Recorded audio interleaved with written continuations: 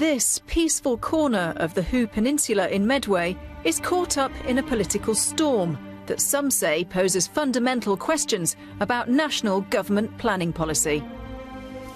The question is, should this abandoned army barracks and the surrounding land make way for what is essentially a new town? Medway Council thinks it should. But Lodge Hill in Chattenden is a protected wildlife site. Despite that, plans for 5,000 new homes and the associated schools, health and leisure services have been given outline approval on an area spanning more than 300 hectares. Nightingales are at the centre of the row. The bird, famed for its melodious song, is in decline.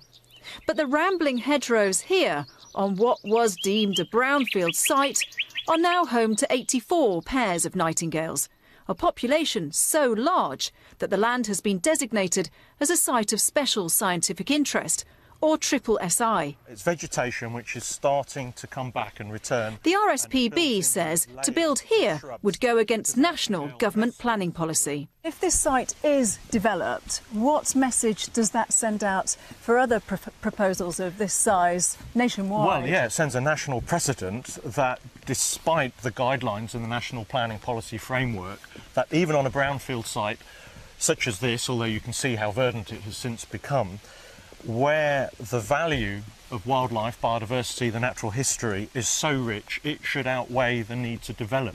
So to develop here means nowhere safe. Destruction of a protected site on this scale hasn't been seen for 20 years, according to the government advisory body Natural England. It would be unprecedented in the South East. The developer behind the Lodge Hill scheme, Land Securities, plans to mitigate against the environmental loss by producing a new nightingale habitat 14 miles away in Essex. But it's not just about wildlife. Questions are being asked about local democracy too.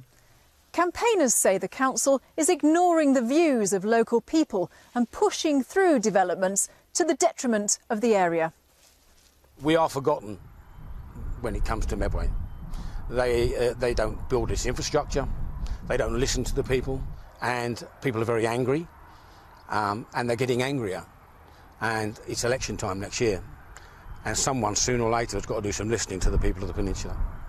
But Medway Council says it has a shortage of housing, with 6,000 people on the local authority waiting list and a target to build 1,000 new homes a year to keep up with demand.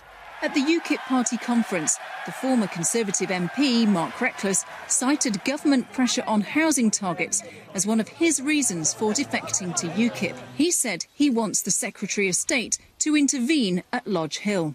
I think for too long the council have recited the mantra of Lodge Hill. They've ignored the fact it's now protected as a site of special scientific interest, as a bird sanctuary. But also I think they're just trying to build far too many houses. We used to complain about the Labour Party imposing houses, and back then it was 815 a year was the target.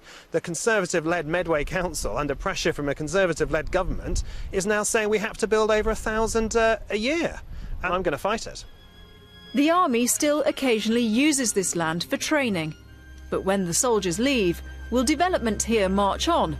Or will planners find a way to resolve the conflict between huge housing needs and the preservation of wildlife habitats?